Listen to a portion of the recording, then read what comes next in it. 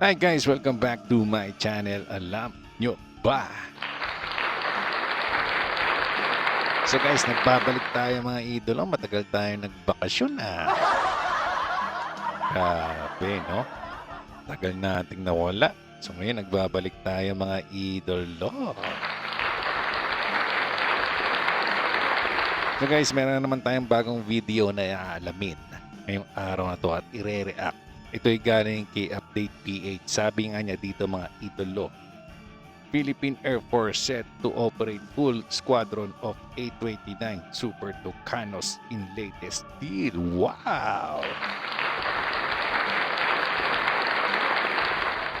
So ibig sabihin ba niyan, 6 na Super Tucano ang muling bibilin ng ating Philippine Air Force? Kasi meron na tayong 6, di ba? So magiging 12 na isang squadron. Wow! Diba? Magandang balita yan. So, wag nyo naman kasi masyadong maliitin din.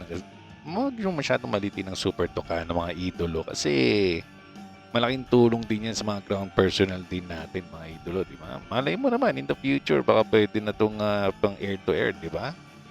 Mabuti nang meron kaysa sa wala. Diba? Kasi, alam mo naman, tight yung budget natin. So, binabagayan lang din siguro ng ating Philippine Air Force kung ano sa tingin nila ang nararapat o talagang nararapat na maisali sa ating squadron o sa ating Philippine Air Force na klaseng airplane, di ba? O fighter aircraft, di ba? So sila naman makapagsabi niyan. So hindi naman tayo tutol doon.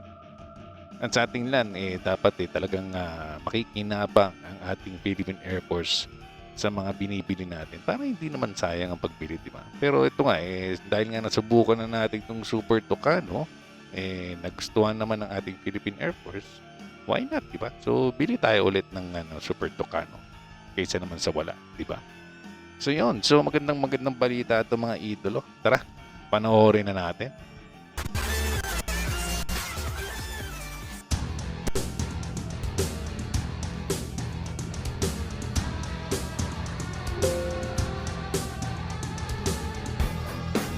In a significant development for the Philippine Air Force, PAF, the procurement process for 6 additional A-29 Super Tucano Close Air Support CAS aircraft has been finalized, marking one of the fastest acquisition timelines in the service branch. Di ba? Sa tagal-tagal ng administrasyon ngayon, parang ngayon lang tayo ulit makakabili ng ng karagdagang gagamit ng pang-militar, di ba? So, at least meron, di ba? Nakikita naman natin na meron kasi mahirap naman kung magiging stagnant o hindi matutuloy yung mga modernization program ng ating military, di ba? So, at least kahit pa paano, ito na yung simula ulit. Pagbili natin ng mga bagong kagamitan na brand new, di ba? Okay lang naman din ang second hand, basta yun nga, na magagamit pa natin. Pero yun nga, mas maganda pa rin na brand new, di ba mga idolo? Recent history. This move aligns with the PAF's ongoing modernization efforts under the Armed Forces of the Philippines, AFP, modernization program and ensures the seamless replacement of aging assets, notably the recently Kasi na-decommission na natin yung OB-10 natin. So parang ito yung ka-level niya. Di ba? O parang counterpart, hindi naman ka-level. Dahil yung OB-10 medyo luma na nga rin. Pero at least nagamit din natin ng sobrang tagal din. Diba? Kaso nga lang, kailangan na talaga din mag-retire. Diba? Huwag na natin pilitin. Kasi medyo matandaan na rin yung aircraft na yun. So, yun. Ito yung parang kalili sa role niya sa Philippine Air Force itong Super Tucano, diba? commissioned OV-10 Bronco light attack aircraft and AH-1S Cobra attack helicopters. The PAF officially retired its last remaining OV-10 Bronco aircraft and AH-1S Cobra helicopters during a ceremony held in late 2024. The OV-10 Broncos, which had served the country since their acquisition in the early 1990s, have been a workhorse for close air support missions, particularly. Diba, grabe, 1990s. Diba, parang 35 years na rin in service, diba? So talagang medyo luma na, 'di ba? Kaya nararapat naman din talaga na yun nga, i-retire na yung mga OV-10 natin, 'di ba? during counterinsurgency operations. Meanwhile, the AH-1S Cobras, which were donated by the Kingdom of Jordan in 2019, provided much-needed firepower and precision capabilities in recent years. The retirement of these platforms marks the end of an era. Yun pa, yung Cobra natin na dalawa na bigay ng Jordan. Eh, siyempre, second hand na rin yun. Luma na rin. So, kahit nung 2019 na ibigay, di ba? So, parang magpa 5 years. So, 5 years na nasa atin yun. Pero kailangan na rin nating i-retire. Di ba? At least kahit pa paano, di ba, naranasan natin magkaroon ng Cobra. Di ba? Sana matuloy nga yung pagbigay din o nababalitang pagbigay din ng Japan ng Cobra, di ba? Para madagdagan naman natin yung ating mga attack helicopter, di ba? As both aircraft types were highly regarded for their reliability and effectiveness in combat operations. However, age and increasing maintenance costs made their continued use unsustainable, prompting the PAF to prioritize modern replacements to maintain and even enhance its CAS capabilities. The announcement of the A-29 Super Tucano procurement came on the same day as the decommissioning ceremony, signaling the PAF's commitment to a swift transition and continuous operational capability. Manufactured by Embraer, Ibig sabihin niya, hindi tayo nagkamali sa pagbili ng ng Super Tucano kasi dadagdagan pa natin, di ba? At nagustuhan ng ating Philippine Air Force itong aircraft na to, kaya goods na goods yan. Talagang unang pagbili natin ay nagustuhan natin at nakatulong sa ating Philippine Air Force. At yun, dahil nga doon matadagdagan ng another 6 units ng Super Tucano. Diba? Very nice.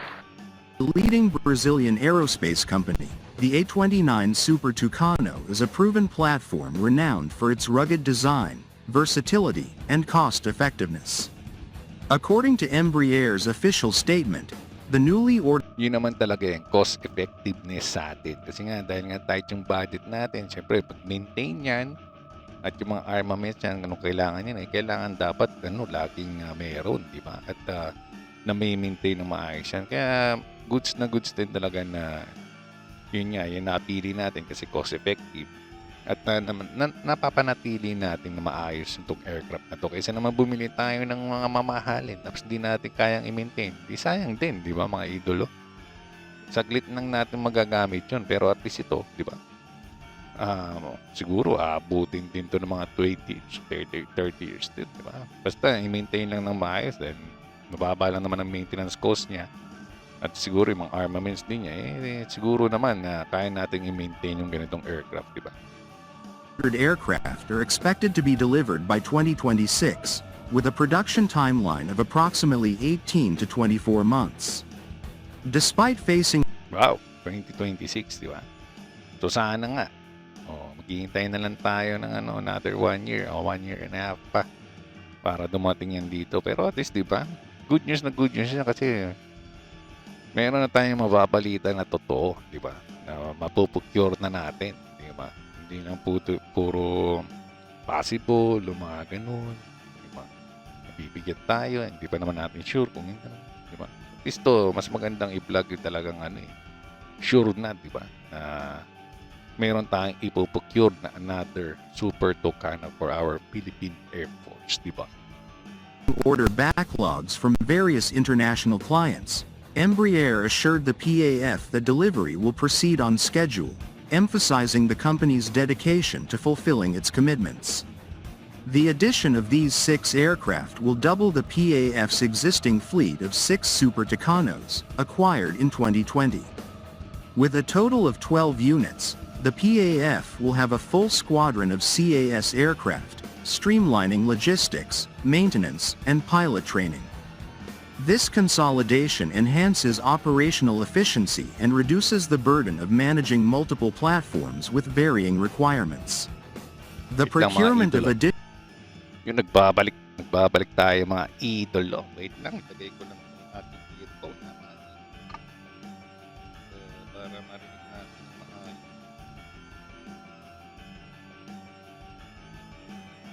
Bol-bol pa nga mga idolo. Yeah.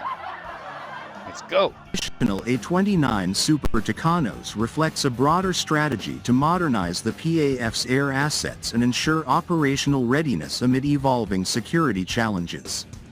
The move aligns with the AFP's Horizon 2 and Horizon 3 modernization efforts, which prioritize the acquisition of platforms that offer both cost-effectiveness and technological capability.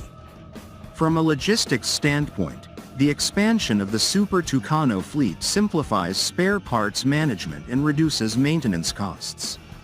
Furthermore, standardizing CAS aircraft allows for more streamlined pilot training, enabling the PAF to maximize its human and technical resources.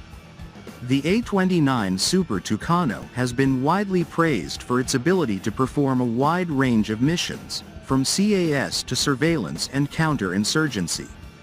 Its advanced avionics, weapon systems, and ability to operate in austere environments make it an ideal choice for the PAF's operational requirements, particularly in addressing both internal and external security threats. While the specific configuration of the newly acquired Super Tucanos has not yet been disclosed, defense analysts speculate that the aircraft may come equipped with upgraded systems. Yun ang maganda. Potential enhancements include improved avionics, precision-guided munitions capability, and more robust self-protection systems. These Yun ang maganda, di ba? Na-upgraded na, di ba? Sana rin yung una nating nabili, ma-upgrade din para pare-parehas sila ng capability, di ba? Kasi isang squadron lang yun eh. So dapat pantay-pantay din sila. Pero at least, di ba? Nakita natin mayroong improvement sa ganitong aircraft, di ba? So, maraming in-improve sa kanya. So, maganda yun. May guided missile na rin yan. Ammunition. Guided ammunition, di ba? So, yun ang maganda doon. upgrades would significantly enhance the aircraft's survivability and effectiveness in high-threat environments. Additionally, the procurement of these aircraft underscores the PAF's commitment to interoperability with Allied forces. The Super Tucano's widespread use among Allied air forces, particularly in Southeast Asia and the Americas, facilitates joint training exercises and operational collaboration. The PAF's decision to retire the OV-10 Broncos and AH-1S Cobras raised concerns within the defense community about a potential gap in CAS capabilities. However, the acquisition of additional A-29 Super Tucanos has alleviated these fears, ensuring that the PAF can maintain and even enhance its CAS capabilities. The timing of this procurement also demonstrates the PAF's proactive approach to addressing potential capability gaps. By ensuring that the replacement aircraft are already on order, the PAF is minimizing any operational downtime that could result from the transition. The A-29 Super Tucano has already proven its value to the PAF, with the existing fleet playing a critical role in counterinsurgency operations and territorial defense missions. Its ability to operate from short, unpaved airstrips makes it particularly suited to the Philippines' diverse geography, Correct. including remote and austere environments. Correct. As the PAF looks to the future, the expanded Super Tucano fleet will play a pivotal role in ensuring air support capabilities remain robust. With its versatility, reliability, and proven combat record, the A-29 Super Tucano is poised to become a cornerstone of the PAF's air power strategy. The Philippine Air Force's acquisition of 6 additional A-29 Super Tucano aircraft is a testament to its commitment to modernizing its fleet and ensuring continuity in its operational capabilities. This procurement not only addresses the immediate need to replace decommissioned assets but also lays the foundation for a more capable and cohesive Air Force. With delivery expected by 2026, the PAF is set to enter a new era of air power, leveraging the strengths of the Super Tucano platform to meet both current and future challenges. This development marks another milestone in the AFP's ongoing modernization efforts, reaffirming its dedication to defending the nation and securing its skies. Di ba? Mga idolo, magandang balita talaga yan. At totoo talaga mga idolo. So, yun, hihintayin na lang natin. So, may date na, 2026 mga idolo. Darating another 6 na nating Super Tucano. Di ba? Isang squadron na. Sana in the future pa kung kailangan pa nating dagdagan dito why not, di ba? Dagdagan pa ng dagdagan, di ba? Huwag tayong magiging stagnant lang sa ating mga armament, so sa ating military. Kailangan kahit nga every year dapat meron tayong mabili. Second hand man yan or manghingi tayo, wala naman tayong problema kasi kailangan natin kung makakabili tayo ng brand new, di much better, di ba? At dapat ka talaga mga cost effective para yun nga hindi tayo mahirapan. Oo nga, nabili nga natin yan, di ba? Kaso hindi naman natin ma-maintain. Hindi sayang din, di ba? Kaya okay talaga yung mga cost effective na talagang makikinabang ang Pilipinas at ma-maintain natin ng maayos, di ba? Sa pagpapantay, di ba? Sa ating teritoryo, di ba? Kaya kailangan dagdagan pa natin ng dagdagan. At sana marami pang mga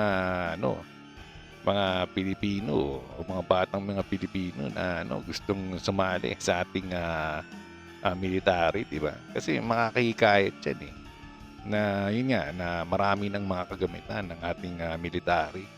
So maiengganyo din ng mga ating kabataan na yun nga, sumali sa ating bukbong sandatahang lakas, di ba? Wow! Bukbong sandatahan talaga, di ba? Tayo naman tayo yung mga reserve, di ba? So, kahit pa paano, kung hindi tayo kasali sa ating military, ipagtatanggol naman din natin ang ating bansa kung mayroon manggugulo sa ating lugar, di ba? So, sana din yung mga bagong kabataan din mga bagong kabataan. May luma ba? So, sa ating mga bago na naman. Sa ating mga kabataan, yun nga sana maingganyo kayong sumali sa ating military. Para yun nga mahirap naman kasi nung marami na nga tayong kagamitan, wala naman gagamit, di ba? So, sana marami pang mga Pilipino, mga batang Pilipino sumali sa ating military para yun nga, mapunan din kahit na meron tayong mga bagong kagamitan, meron din tayong magpapatakbo nito, di ba? Mga idolo.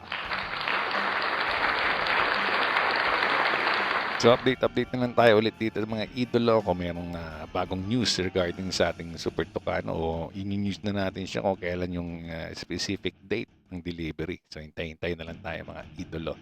So maraming salamat kay Update PH sa kanyang video. Lalagay ko po sa full description ng kanyang full video pati po kanyang YouTube channel.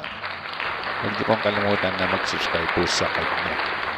At syempre, huwag niyo rin po kalimutan mag-subscribe din sa akin. Hit niyo po yung notification bell at yung like button. At huwag niyo rin po kalimutan, i-follow din po ako sa aking Facebook page na Alam Nyo Ba. So guys, dito na po tayo nagtatapos. Maraming po salamat sa lahat. Ingat po tayo lagi. And God bless us all. Bye-bye.